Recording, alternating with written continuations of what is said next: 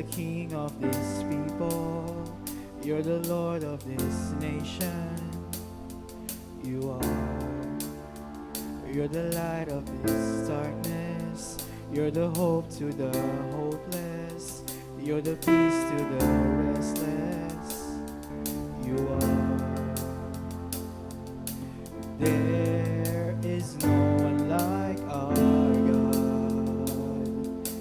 There is no one like our God. For greater things have yet to come. Greater things are still to be done in this city.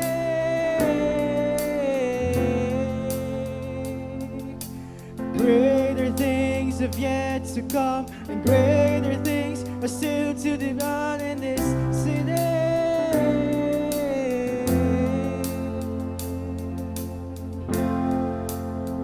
You're the God of this city. You're the King of this people. You're the Lord of this nation. You are. You're the light in this darkness. You're the hope to the hopeless. You're the peace to the restless. You are. There is no one like our God. There is no one like our God. For greater things have yet to come. Greater things are still to be done in this city.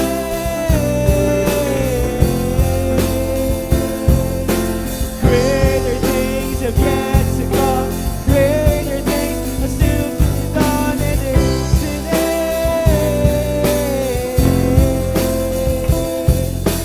Greater things have yet to come, and greater things are still to be done here.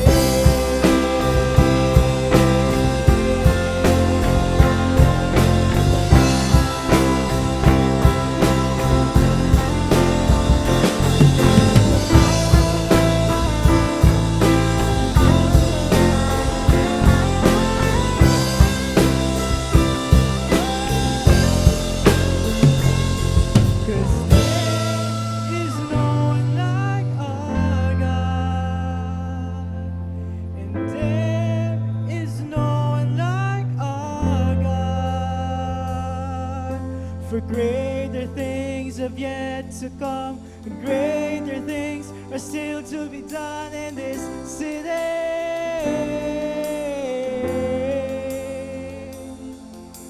Greater things have yet to come, and greater things are still to be done in this city.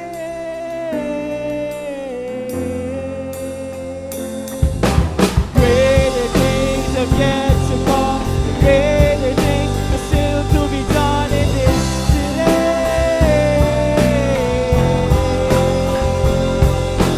Greater things have yet to come, and greater things are still to be done in the city.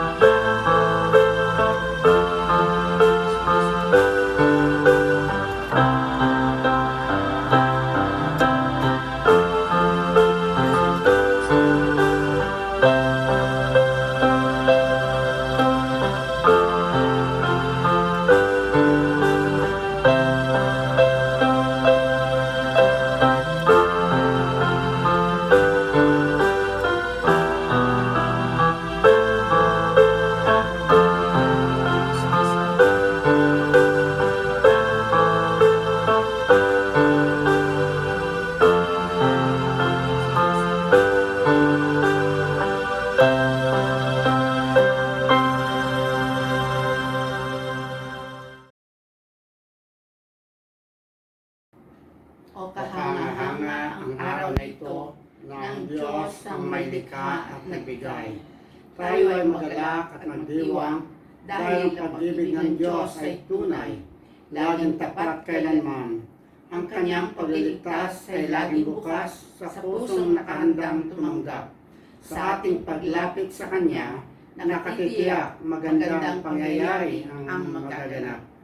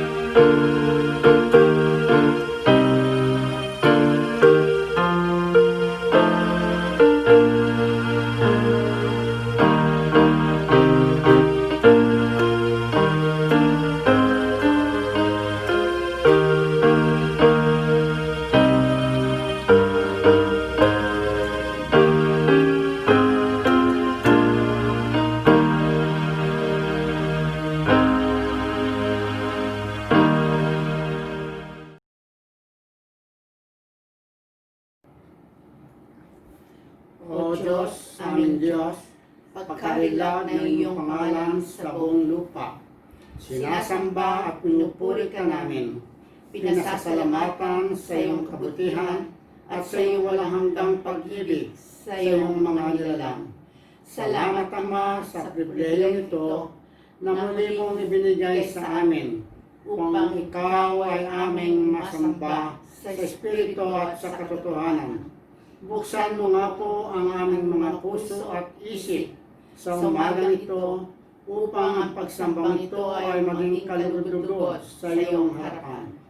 Patawad po sa aming mga naging pagkukulang at likhaan mo kami ng pusong bukas upang matanggap ang iyong mga salita ng may pagkaunawa at pag-ibig. Dalangin namin sa iyo ang anak mong magdadala ng mensahe ngayong umaga. Ito po ang aming dalangin sa pangalan ng iyong anak na si Jesus. Amen.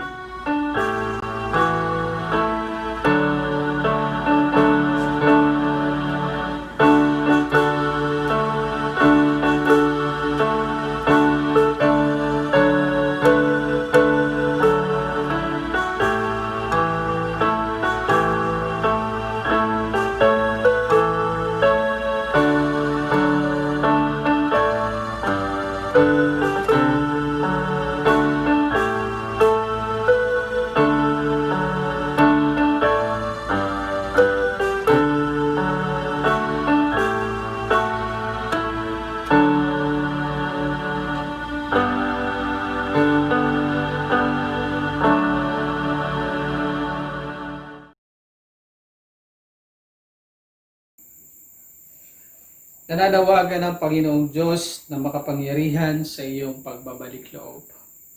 Layuan mo na at talikuran ang buhay na makasalanan at tanggapin ang paanyaya ni Jesus na kaligtasan. Sapagkat gayon na lamang ang pag-ibig ng Diyos sa sangkatauhan, kaya't ibinigay niya ang kanyang kaisa-isang anak, upang ang sino mang sumampalataya sa Kanya ay hindi mapahamak, kundi magkaroon ng buhay na walang hanggan. Tanggapin mo ang kasiguruhan at pangako ng Panginoon. Amen.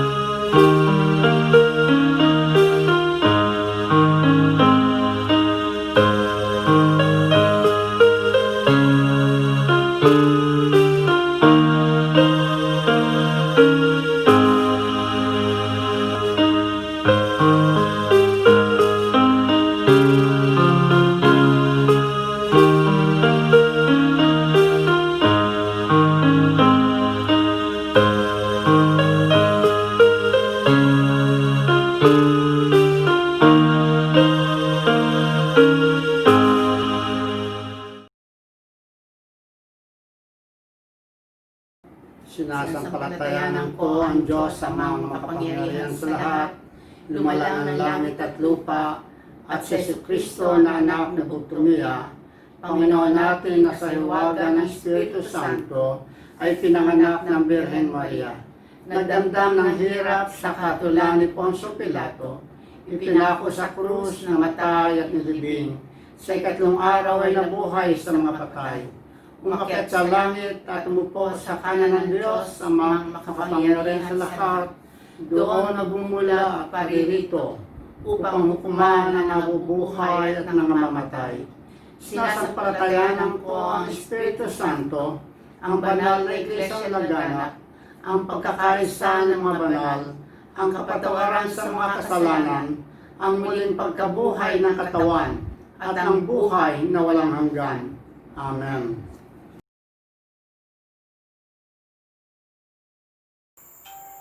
Magandang umaga sa inyo mga kapatid. Nandito tayo ngayon sa unang linggo ng buwan ng Setyembre. September na po, no? Pasko na. Ilan sa inyo na yung gumawa ng avatar, ano man tawag doon? Icon o picture, no? Siguro marami na sa inyo kagmukha ko gumawa, no? In-experience ko yung avatar. Yan daw yung isa sa mga trending. Bukod dun sa kanta ni Jose Marichan. Yung paggawa ng avatar. Sige po. Sa ating mga pagbati para sa darating na linggo, ating mga kapatid na magdiriwang ng kanilang kaarawan.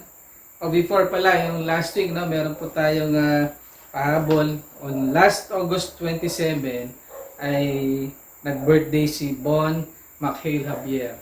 Happy birthday, Bon. And then po sa September 7,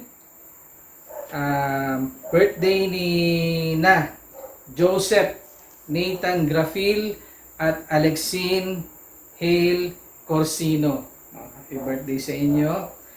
And then sa September 8, si Nanay Adela Dairit. Happy birthday po.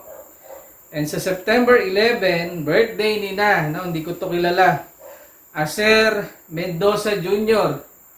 At ito rin, hindi ko rin kilala, si Ate Deborah Bautista. at Loida de los Santos, no? And Joynir Javier, no? Sa September 11 po iyon, no? A birthday niyo po pala ang dating Pangulong Marcos. No? Alam niyo po ba na yung panukala na gagawing holiday daw yung September 11? Okay. Sa September 12, birthday ni Riz Calia Calderon at ni Jasmine Jade Eramis. So, maligayang kaarawan sa inyo. Ang Diyos po ang magpala sa inyo at gumabay sa panibagong taon ng inyong lalakaran. Wala po tayong wedding anniversary sa darating na linggo. Okay? Sa ating po mga announcement, meron po panawagan ng ating distrito, no, doon sa mga nasunugan sa Pulilan. We are asking for donations para po dito sa mga kapatid natin na nasunugan dito sa Pulilan, no. This initiative is, I believe, headed by the youth. No, so sila po yung nag-initiate nito. And we would like to extend this and ask for everyone's support. Nagpapatuloy yung ating daily prayer sa group chat. No po? So, sama-sama tayong manalangin. Sabi nga po dun sa ating text ngayong linggong ito, if there is one or two na humihingi ang isang bagay, ito ay diringgin ng Panginoon. Kaya din po, patuloy ang ating mga activity, yung ating mga online worship tuwing Thursday. Invite po natin to, 5 p.m. Sunday ng 9 a.m. yung ating Sunday worship, Vesper Sunday at 5 p.m. and yung Sunday school ng mga bata ng 10 a.m. and yung OOTD ng youth at 5 p.m. We continuously asking or encouraging po yung ating mga kapatid na nais mag-alay ng awit. No? Mayroon na daw pong dalawa na tumugon at naniniwala ako mayroon pa uli na magpapagamit at paggagamit yung kanilang talentong ibinigay ng Diyos sa pamamagitan ng paghahandog ng awitin. Opo. Yung daw ating mga talent, pag di natin yan ginagamit ay kinakalawang, nasisira at bandang huli nawawala na sa atin. Okay, so salamat dun sa unang dalawang tumugon. Malalaman na lang natin po kung sino ito. Ngayon din ang ating status ng quarantine for Bulacan is GCQ. No? For the whole month of September, Bulacan is under General Community Quarantine. So alam na po natin ang mga dapat gawin. Kung wala namang dahilan para lumabas, even ikaw ay wala dun sa age restriction, mas makabubuti sa iyo na manatili sa loob ng bahay. Mas safe ka doon. No? Paalala din po doon sa mga senior natin na lumalabas. No? Hindi po kayo allowed lumabas dahil high risk kayo to be infected. Para maiwasan natin to, let's continue to consistently wear our face mask, face shield, maghuhugas ng kamay, we observe physical distancing, mag-exercise, kumain tayo ng masustansyang pagkain. At kung mayroon po pala kayo ng mga nais na ipahatid na mensahe sa ating worship, mangyari po na ipaalam niyo po sa amin not later than Wednesday para po maisama natin dun sa mga announcement. Okay po? For anything po, yung ating finance, ganun pa rin, no?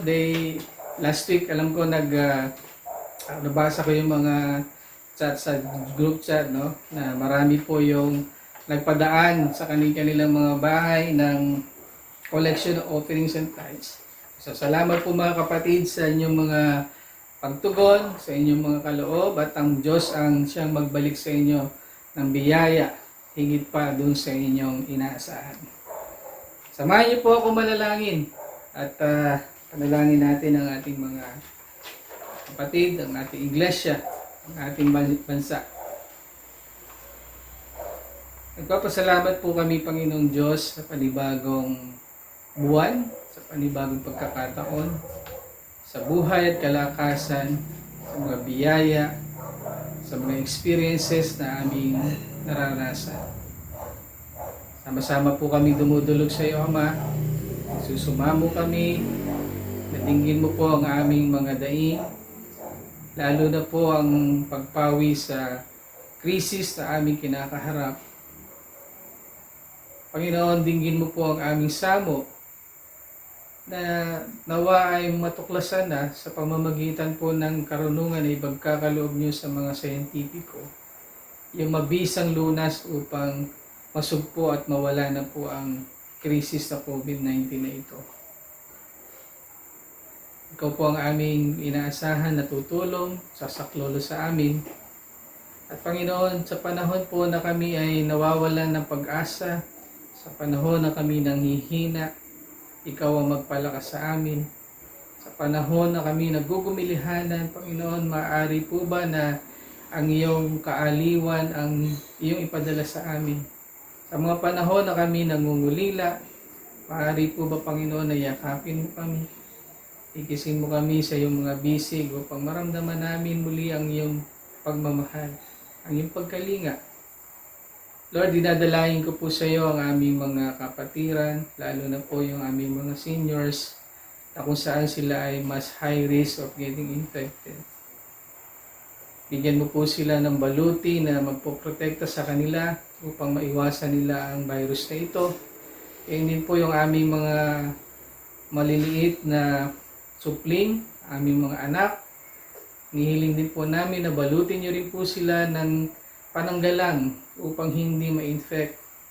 At gayon din po ang mga magulang na lumalabas, naghahanap buhay.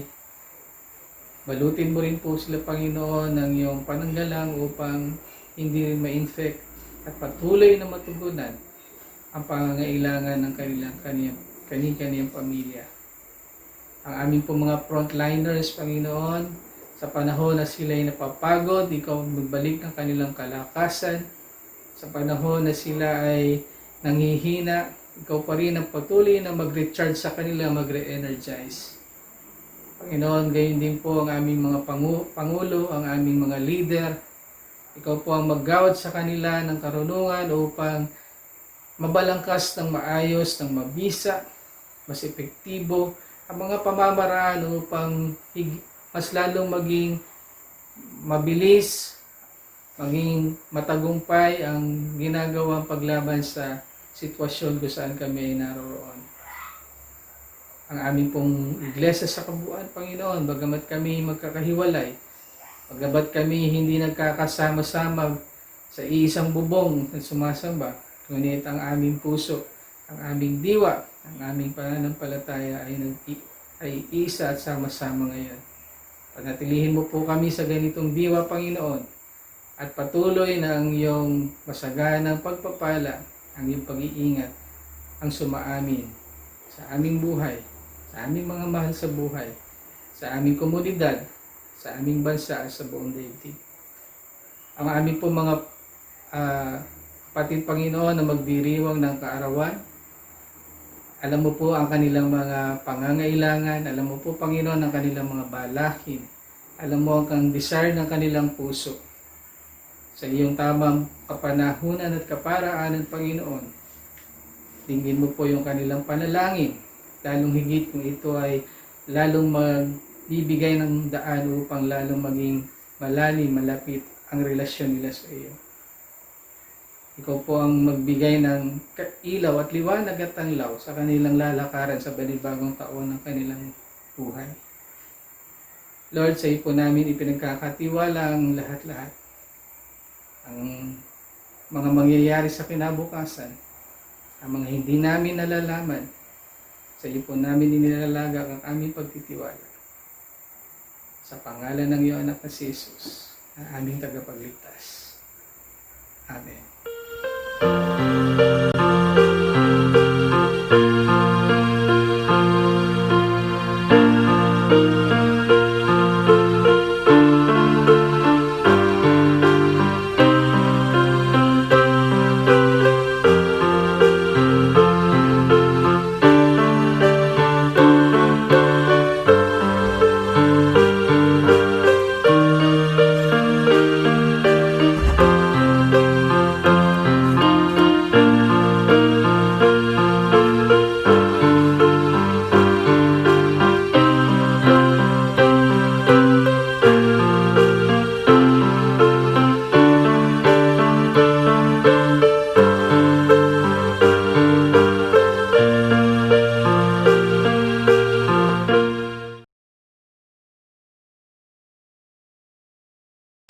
pagbasa ng matatagpuan sa aklat ng Exodo, Kabanatang 12, mga talatang 1 hanggang 4.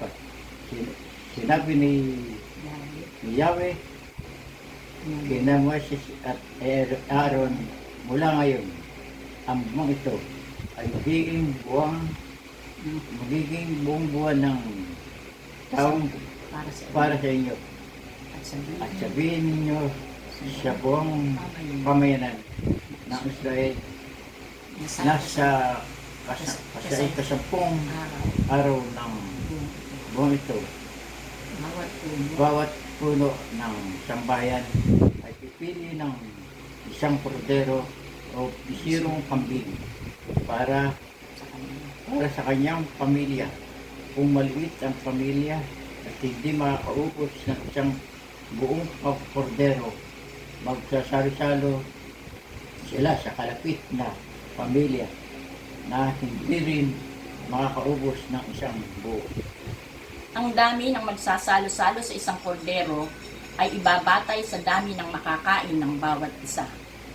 Kailangan ang kordero ay lalaki, 1 taong gulang, walang pinsala o kapintasan. Kung walang tupa ay kahit kambing. Aalagaan itong mabuti hanggang sa 14 ng buwan at sa kinagabihan, sabay-sabay na papatayin ng buong bayan ang kani-kanilang kordero.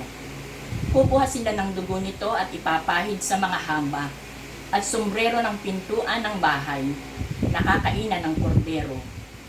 Sa gabi ring yaon, lilitsunin ito at kakanin kasama ng tinapay na walang lebadura at mapapait na gulay. Huwag ninyong kakanin ng hilaw o nilaga ang kordero. Litsunin ito ng buo kasama ang ulo, mga pata at mga lamang loob. Huwag kayong magtitira para sa kinabukasan.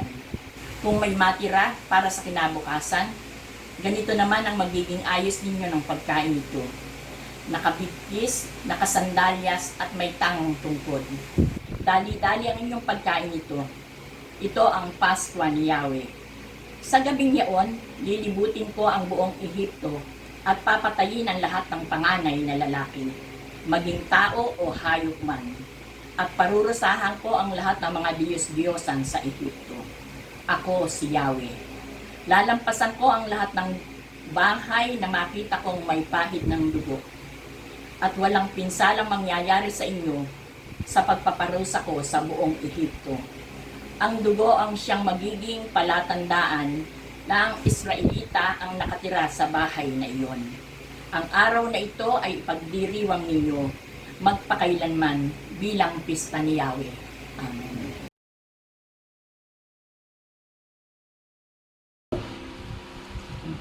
Nasa pangalawang pagbasa po tayo. Ang ikalawang pagbasa ay matatagpuan sa mga taga-Roma, Kabanata 13, talata 8 hanggang 14. Ganito ang sinasabi. Huwag kayong magkaroon ng sagutin kanino man, liban sa sagutin tayo'y mag-ibigan, sapagkat ang umiibig sa kapwa ay makatutupad sa kautusan. Ang mga utos gaya ng huwag kang mangangalunya, huwag kang papatay at huwag kang magnanakaw. Huwag kang mag-iimbot, at ang alinmang utos na tulad ng mga ito ay pagbubuo sa ganitong pangungusap. Ibigin mo ang iyong kapwa gaya ng iyong sarili. Ang umibig ay hindi gumagawa ng masama kanino man, kaya't ang pag-ibig ang kabuuan ng kautusan. Dapat ninyong gawin ito sapagkat alam ninyong panahon upang gumising kayo sa pagkakatulog. Ang pagliligtas sa atin ay higit na malapit ngayon kaysa noong tayo'y nagsisimulang manalangin sa Kanya. Mamamaalam na ang gabi at malapit ng lumiwanag. Layuan na natin ang lahat ng gawang masama at italaga sa ang sarili sa paggawa ng mabuti. Mamuhay tayo ng marangal at huwag guluhin ang panahon sa paglalasing at magulong pagsasaya, sa pagpapakasasa sa pita ng daman at kahalayan, sa alitan at inggitan. Ang Panginoong Hesukristo ang paghariin ninyo sa inyong buhay. at huwag paglaanan ang laman upang bigyang kasiyahan ang mga nasa nito.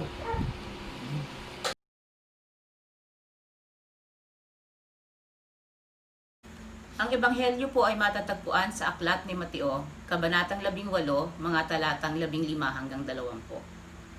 Kung magkasala sa iyo ang kapatid mo, puntahan mo siya at kausapin ng sarilinan. Kapag siya'y nakinig sa iyo, ang pagsasama ninyong magkapatid ay napapanauli mo at napapanumbalik mo siya sa Ama.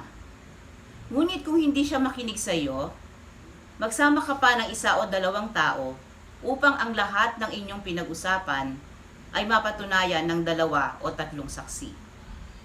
Kung hindi siya makinig sa kanila, sabihin mo ito sa iglesia. At kung hindi pa siya makinig sa iglesia, ituring mo siyang hentil o isang publikano. Kapangyarihang magbawal at magpahintulot. Sinasabi ko sa inyo, anumang ipagbawal niyo sa lupa, ay pagbabawal sa langit, at anumang ipahintulot niyo sa lupa, ay ipapahintulot sa langit. Sinasabi ko pa rin sa inyo, kung ang 2 sa inyo dito sa lupa, ay magkaisa sa paghingi ng anumang bagay sa inyong panalangin, ipagkakaloob ito sa inyo ng aking Amang nasa langit. Sapagkat saan man may 2 o 3 nagkakatipon, dahil sa akin, naroon akong kasama nila. Pinagpala po tayo ng Diyos sa pagkakapakinig ng kanyang banal na salita. Amen.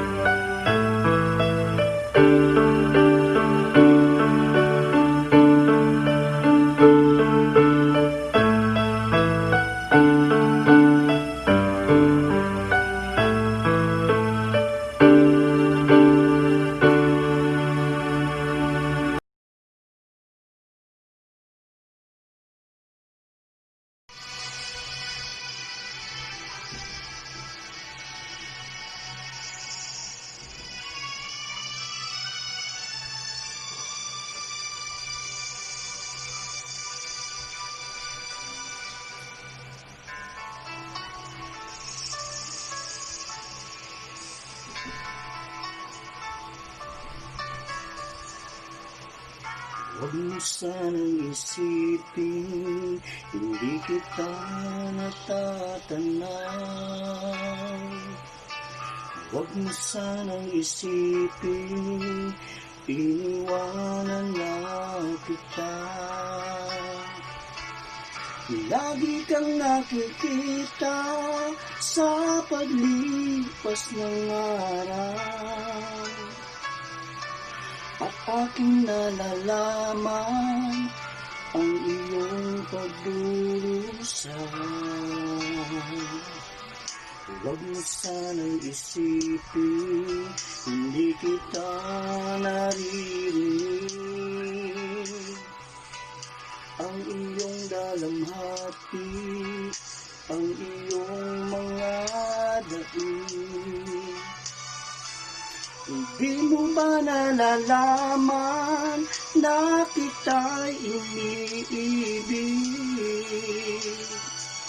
Bawat patak ng iyong luha ay aking nababati.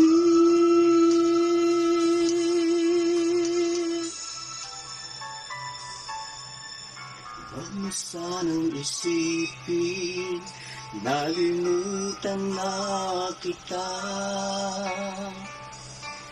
Dahil ang iyong pangalan sa palad ko'y sinulat na. At kung ako'y kailangan, kung ako'y hinahanap,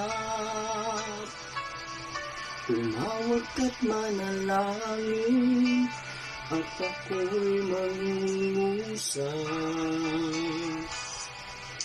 Huwag mo sanang isipin, hindi kita pinapansin. Huwag mong kalilimutan ang inalay ko sa'yo. At kahit ang aking buhay ay muling inihain, tulad ng ginawa ko sa krus para sa'yo.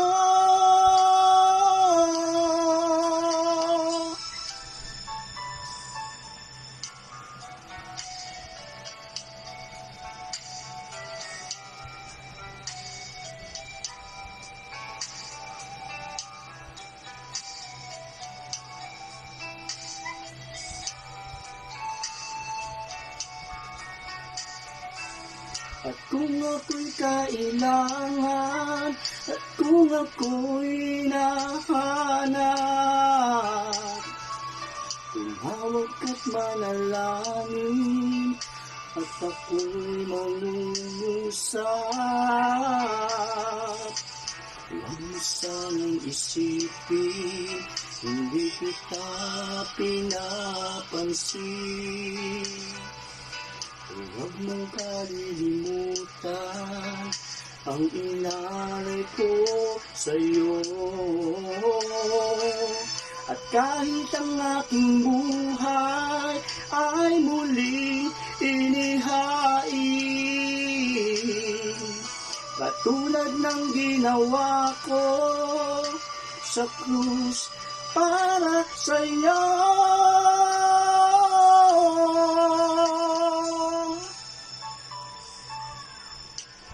Sanang isipin, hindi kita minamahal. Ang katotohanan, ika'y minamahal.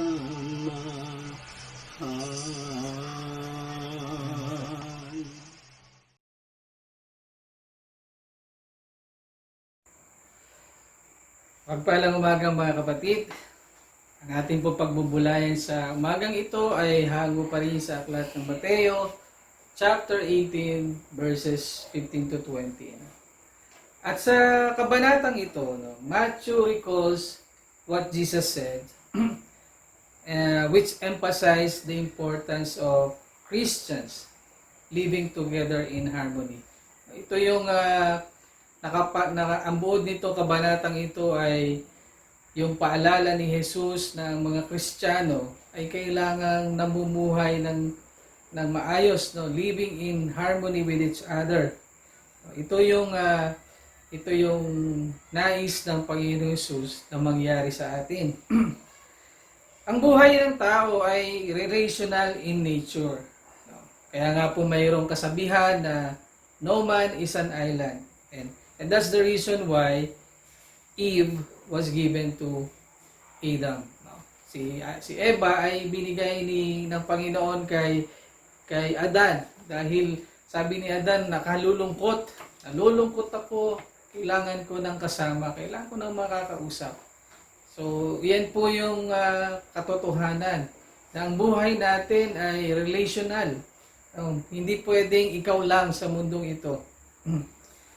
At sa ating relasyon, sa ating pakikipag-ugnayan, mayroong pagkakataon na nagkakaroon tayo ng conflict, nagkakaroon tayo ng sama ng loob, nagkakaroon tayo ng gap sa isa't isa, Maaring sa pamilya, yung relasyon ng magulang sa anak, magkapatid, mayroong gap, nagkakaroon ng conflict. Minsan sa simpleng bagay lang, nagkakaroon ng conflict. Sa ulam lang na ihahain sa tanghalian, sa hapunan, minsan hindi pinagkakasunduan, pinagmumula ng conflict. Magkaibigan, yung nagsabi na ganitong oras magkikita tayo, pero yung isa ay nahuli ng dating, nagkakaroon ng conflict, sumasama ang loob. Sa komunidad, ang ating mga kapitbahay, ang ating mga kakilala, kung mayroon tayong nagawa na hindi nila nagustuhan, halimbawa yung ating mga basura ay nalipat sa kanilang bakuran, sumasama ang loob ng ating kapitbahay. Sa church, Kapag yung ating mga panukala, yung ating nais mangyari, ang ating plano, yung ating mga suggestions ay hindi na pag-ukulan ng pansin o kaya ay naisang tabi muna, nagdaramdam tayo at nagbibigay daan upang yung conflict ay magsimula at magkaroon tayo ng gap. So ito ay mga bahagi lamang ng buhay natin. Ito ay, kung titingnan natin, sa lahat ay nangyayari, which is normal, ika nga. Ngunit ang mahalaga, kapag na-experience natin ang mga ito, ay alam natin kung paano ito i-handle. No? Tandaan natin na ang nais ni Jesus, tayo ay makapamuhay ng isang buhay na mayroong harmonious relationship. No? Harmonious relationship. Sabihin nyo nga po, harmonious relationship. Hindi po hamon, ha? Hindi yung hamon. Iba yon. Harmonious relationship. No? Ang ibig sabihin, tayo ay makapamuhay ng maayos, tayo ay makapamuhay sa kabila ng ating pagkakaiba, sa kabila ng ating mga differences, sa kabila ng pagkakaiba ng pinapahalagahan natin, tayo ay nagkakaintindihan, tayo ay nagkakaunawaan. At sa isang conflict, kung mayroon man, dapat tayo ay nagiging ganito para maiwasan natin ito na lumaki. Kung tayo ay nandoon sa isang sitwasyon na mayroon tayong conflict, tayo ay dapat maging isang tubig na ibinubuhos doon sa nagliliyab na apoy upang hindi na lumaki ang sunog. O kaya naman tayo ay nagsisilbing tulay na siyang nagiging daan upang yung magkabilang panig ay magtagpo. Yan dapat tayo nagiging. Kung sakali mang tayo ay nawawala yung harmonious relationship. To restore yung harmonious relationship, we should become like water. We should become like bridge, no? Para ma-restore yung harmonious relationship. So bakit pa mahalaga na ma-restore, no? Dahil ang goal natin ay maging maayos. Dahil ang goal natin ay muling mabuo yung nasira, alisin ang gap na mayroon o kung may pader man na natatayo in between, ito ay mabuwag at magkaroon ng reconciliation, magkaroon ng pagkakasundo-sundo at maibalik yung nasirang relasyon dahil yan ang nais ni Jesus. Yan yung gusto ni Jesus na mangyari sa atin bilang mga Kristiyano. As brothers and sisters, Jesus wants us to live in a harmonious relationship. Kung ang ating nagagawa o kung ang iyong nagagawa kapatid ay kabaligtaran, no? Na hindi ka nagiging tubig, na hindi ka nagiging tulay, no? Alalahanin mo yung message natin last week, no? Sa Vesper. If you are not becoming a water that being poured to a flaming fire, if you are not being a bridge so that the two different sides will meet, you are becoming the stumbling block in having peace, in restoring the broken relationship, and you become like Satan. Hindi po ba? Dahil hinahadlangan natin yung nais mangyari ni Jesus na tayo ay magkaroon ng harmonious relationship, tayo ay nagiging stumbling block, tayo yung nagiging bato, tayo yung nagiging pader na natatayo sa pagitan ng dalawang panig, at tayo yung nagiging satanas sa pagkakataon na iyan. Paano ba natin dapat ayusin? No? Sabi dun sa ating text na binasa, if your brothers and sisters sins against you, this is how we should do it. Jesus calls us to value the relationship with our Christian brothers and sisters. No? Yung value na dapat natin na ginagawa sa relasyon natin sa ating kapwa Kristiyano, sa ating mga kapatid na Kristiyano, ay katulad ng pagpapahalaga natin sa relasyon sa ating pamilya o sa ating mahal sa buhay. Na kung paano yung ating value na ibinibigay sa ating mga anak, sa ating asawa, sa ating mga kapatid, sa ating mga gulang, ay ganun din daw yung value na dapat nating ibinibigay o pinapakita sa ating mga kapatid na Kristiyano. Halimbawa nga po, paano ba yung ating pagmamahal sa ating pamilya? Yung magulang, ikaw ay mayroong anak na naliligaw ng landas, bawa na nagbibisyo, anong ginagawa mo para maibalik siya doon sa tama? Hindi ba nag-exert ka ng effort? Hindi ba lahat ng iniisip mo ay para sa kabutihan niya? Hindi ba ipinapanalangin mo siya na sana ay bumalik yung pagkakataon na makita niya uli yung tama? Hindi ba ganun yung pagpapahalaga na binibigay mo upang siya ay maging maayos muli? At yan din yung pagpapahalaga na nais ni Jesus na gawin natin sa bawat isa. Hindi lamang sa ating pamilya, kundi sa ating mga kapatid na mga Kristiyano. Ang sabi dun sa verse 15, basahin natin.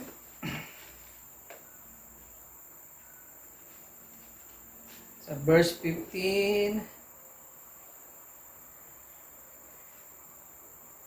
Matthew chapter 18, verse 15.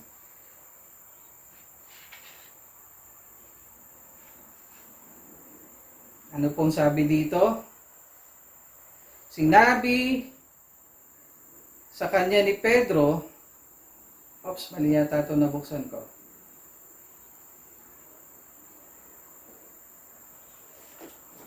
Chapter 18 po pala. Matthew 18, verse 15. Ang sabi, kung magkasala sa iyo ang kapatid mo, puntahan mo siya at kausapin ang sarilinan tungkol sa kanyang kamalian. Kapag nakinig siya sa iyo, naibalik mo sa dati ang pagsasamahan ninyong magkapatid. So, iyan po yung dapat natin gawin. Ang goal natin ay to regain the broken relationship. Yung nagkasala ay hindi natin parusahan, but not to punish, but to win back the relationship. Yan yung dapat natin gawin. We confront yung ating brothers and sisters na nagkaroon ng kasalanan sa atin. We confront them privately. At ang goal natin ay hindi sila parusahan o ipamukha sa kanila yung kamalian, kung hindi kasama rito yung ma-win back natin yung broken relationship. So, paano natin gagawin? Una, dapat idulog muna natin sa panalangin. At hilingin natin sa panalangin na bigyan tayo ng gabay kung paano natin ito gagawin. Yung ating pagsasalita, how we deliver it, how we confront, hingin natin sa panalangin. Let's ask the guide of the Holy Spirit para magkaroon ng magandang resulta. Pangalawa, we should never do it in public. Hindi po yung kamukha ng nakikita natin na sumusugod, nag-iskandalo sa harapan ng bahay o kung sa mga public places at doon pinapamukha lahat ng kamalian na nagawa ng kanyang kapatid. Rather, we should do it privately. Sabi nga po, kung merong nagawang pagkakamali, dapat ito ipasikreto mo, privately confront. Pero kung nakagawa sa iyo ng kagandahan, you should do it publicly. Ipaalam mo sa lahat. Pero kung sa ating pinagbubulayan, yung kabaligtaran dapat. Pangatlo, whenever we confront our brothers and sisters, we should raise our point, but we should lower down our voice. Sabi nga po, we should do this in the spirit of gentleness.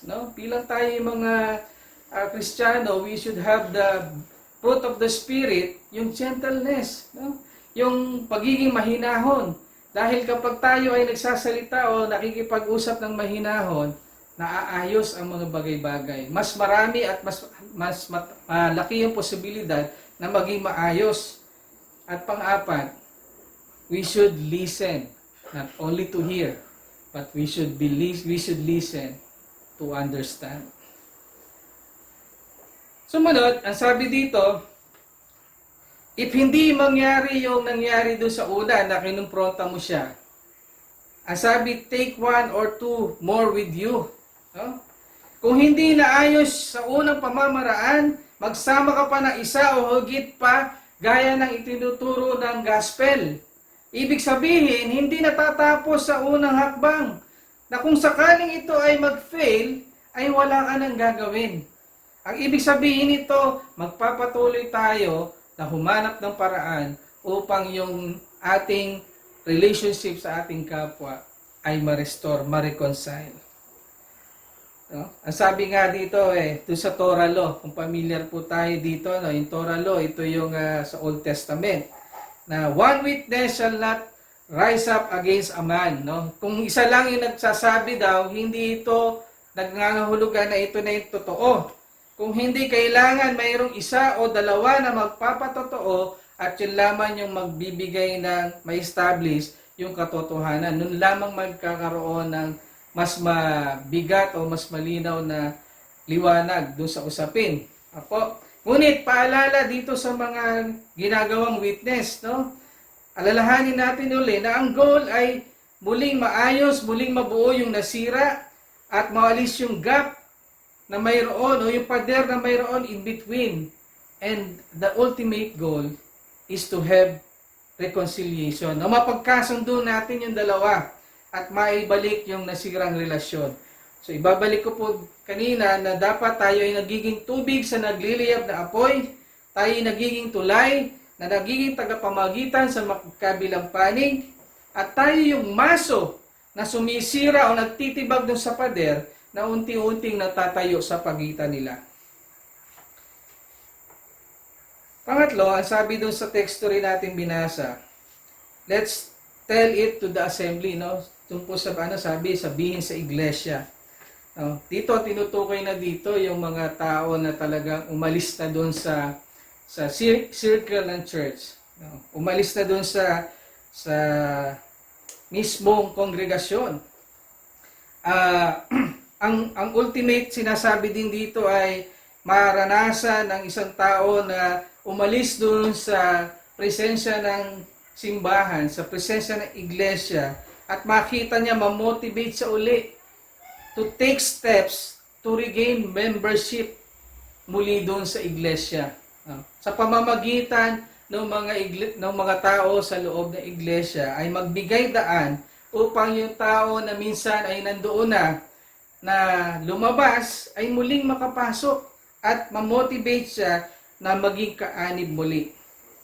Alalahanin natin yung sabi doon sa mga message natin doon sa mga nakaraan linggo about doon sa bukid, no? Na tayo ay mayroong kani-kaniyang bukid na dapat inaararo, na dapat tinataniman.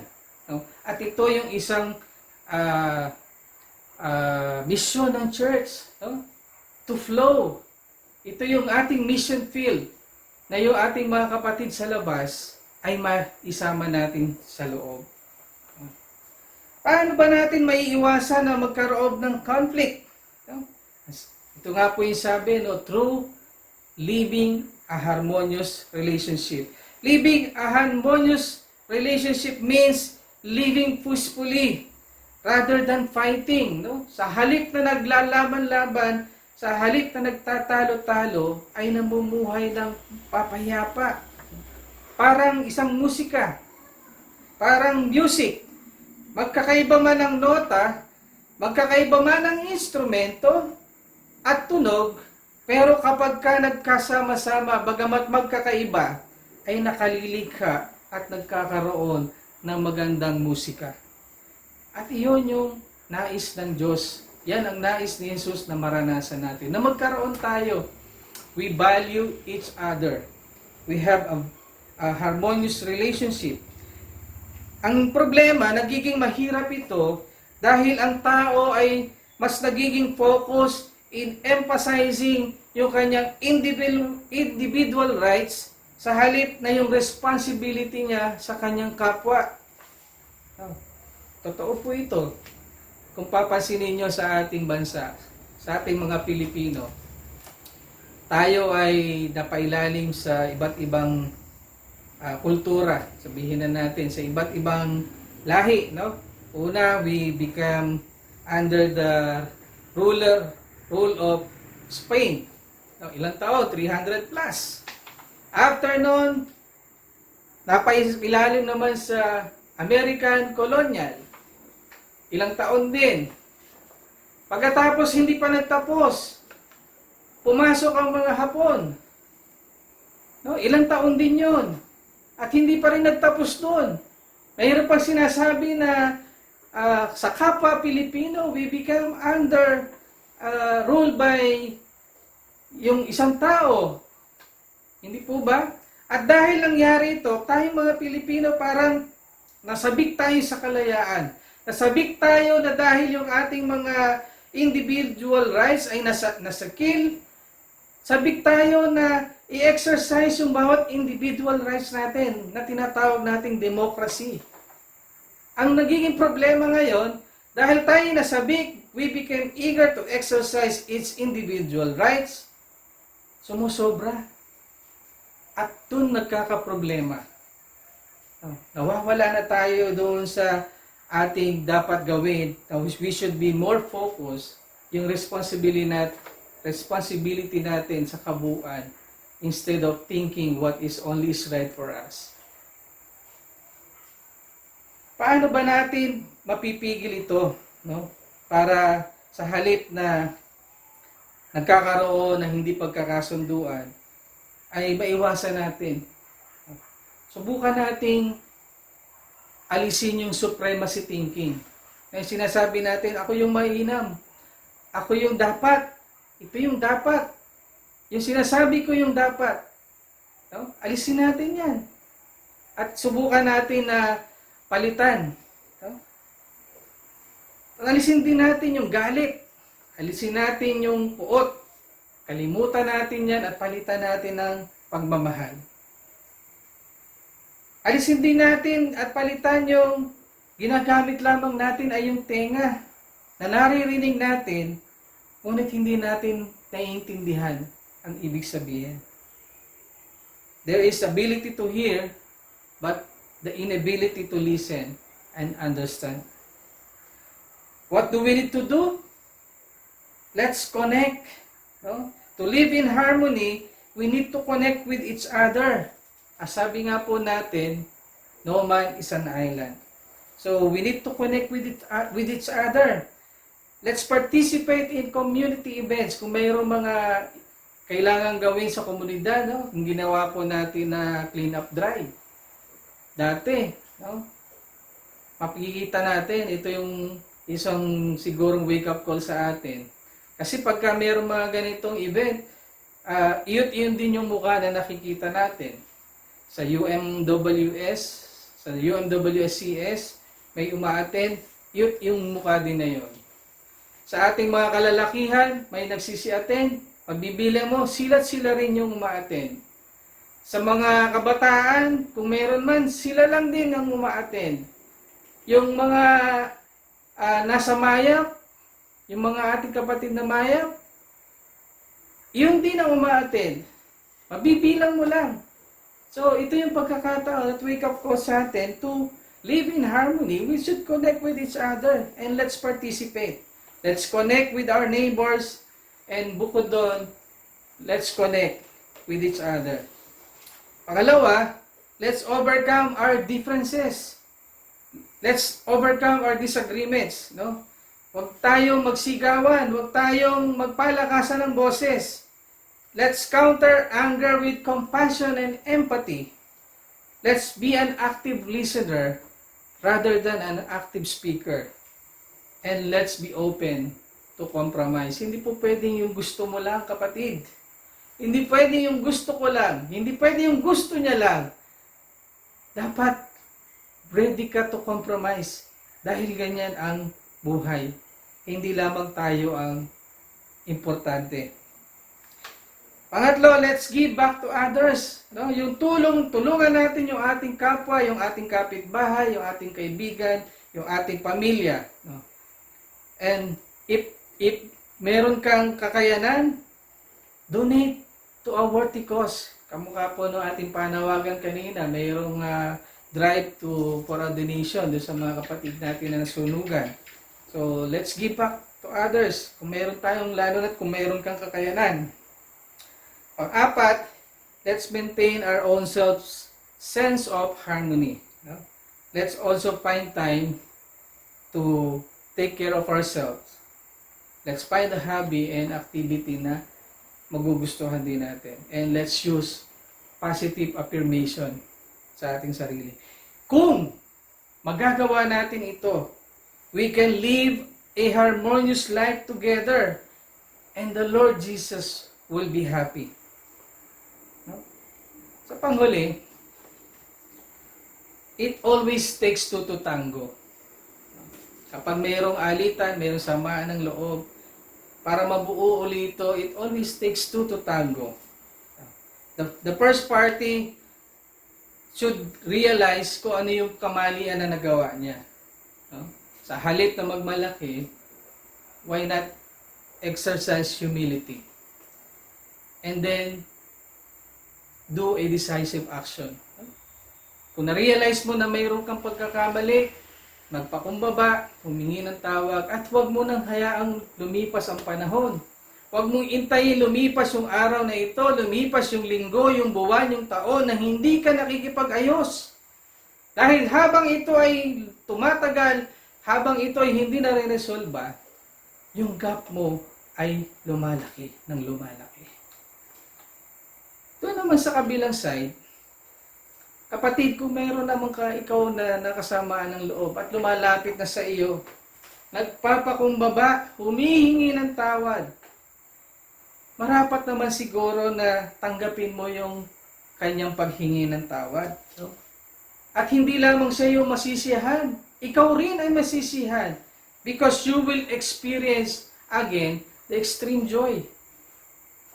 Dahil yung nawala mo minsan na relasyon sa kanya ay muling marerestore. At kapag ito yung nangyari, you will be putting back yung original status ninyo. Kayong dalawa. Mababalik yung dati yung pagsasamahan at pareho na ma-experience niyo yung forgiveness. No? Sabi nga po doon sa kwento meron yung hari ay merong pautang dito sa isang tao na milyon-milyon. So sabi niya dito, hindi ka nakakabayad ng utang.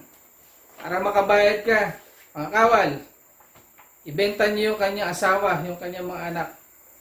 At siya'y ibalanggo hanggang sa makabayad. So, sa pagmamakaawa nitong tao, may isa ng awa dun sa hari. Sabi niya, bigyan siya ng panahon at siya'y makakabayad rin.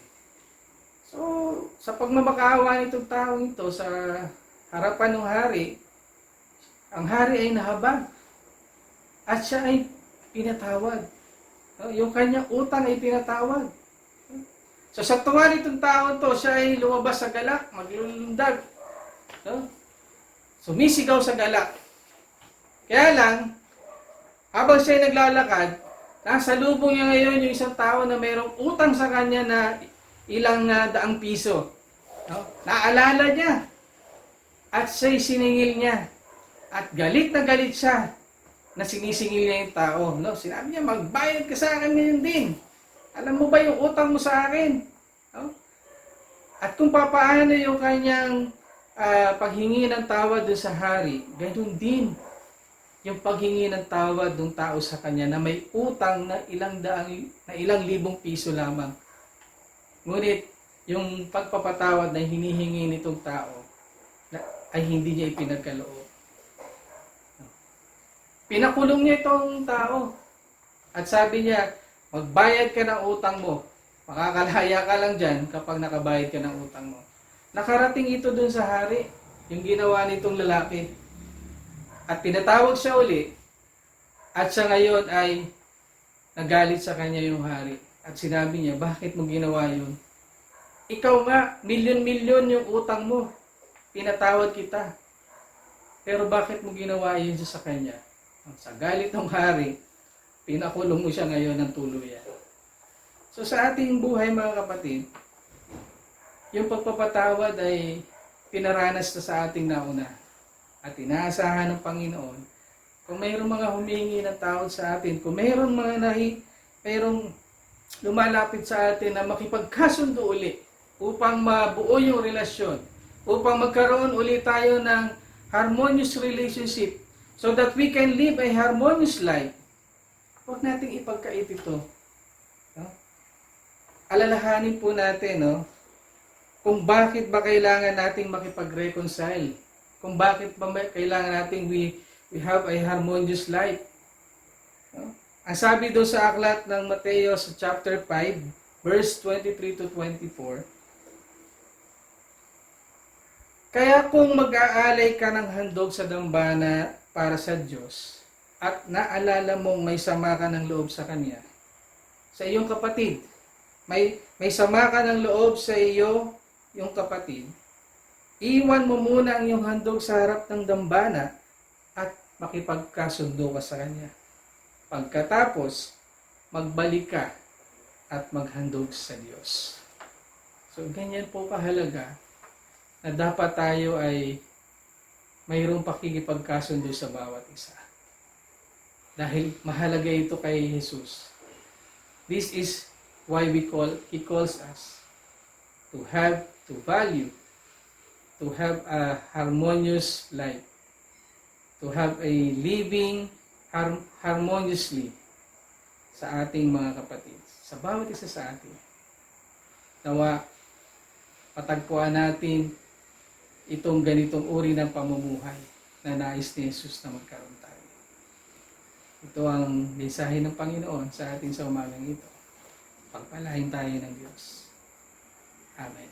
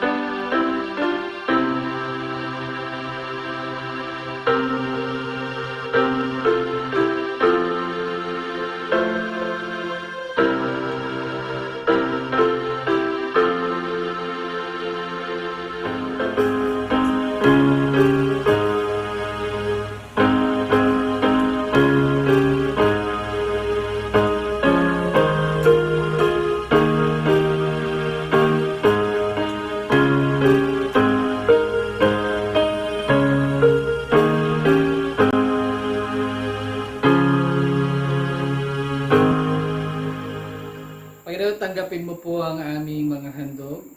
Nagmula ito sa mga biyaya na aming tinanggap sa iyo. Salamat po sa mga biyayang inyong pinagkaloob sa amin at aming ito binabalik ng mayroong kagalakan, mayroong katapatan. Napapatuloy mo kaming matagpuan na laging nagtatapat at ibinabalik ang mga biyayang ito upang magamit sa iyong iglesia, sa iyong ministeryo. Basbasan at pagpalain mo po ito, Panginoon. At dinadalangin ko po na ang mga kamay kung saan nagmula ito ay balik mo ang iyong pagpapala sa kanila ng siksik, liglig at umaapaw. Sa pangalan ng iyong anak na si Jesus. Amen.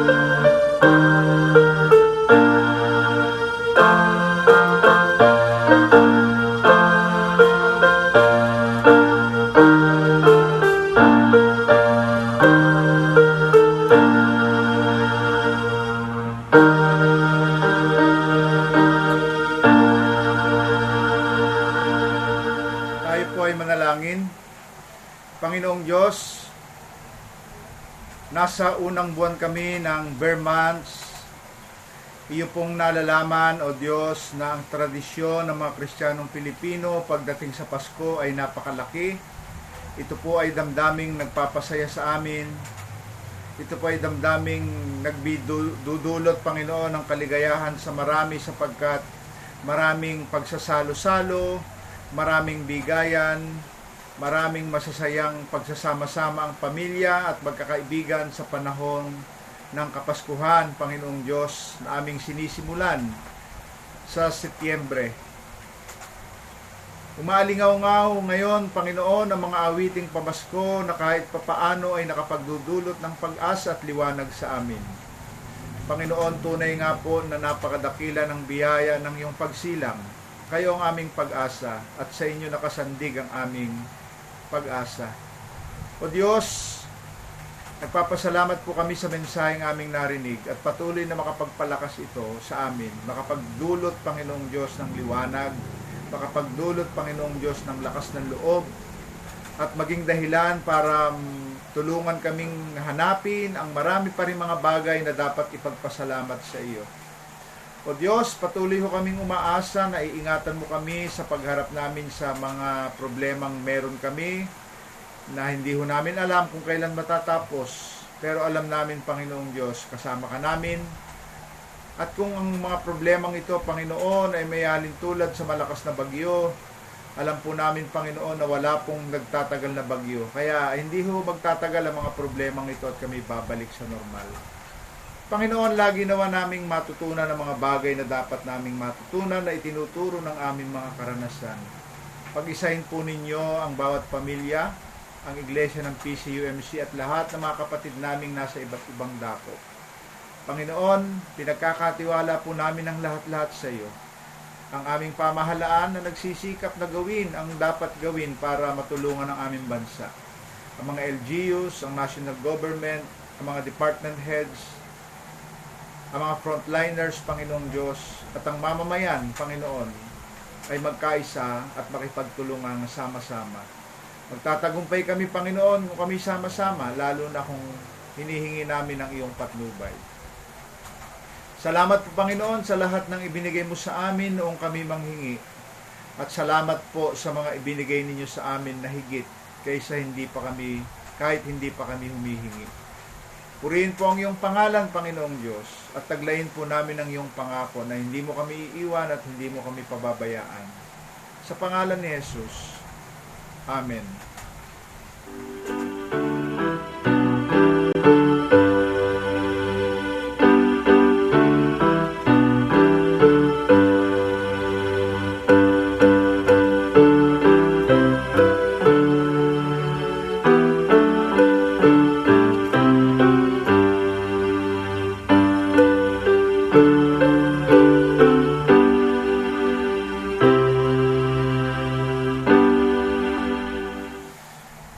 Mga minamahal, ang basbas, ang bendisyon ng Diyos Amang sumasalangit na nagkaloob kay Kristo upang tayo ay hanguin sa pagkakasira, upang tayo ay pagalingin sa ating mga karamdaman, at upang iligtas tayo sa kapahamakan.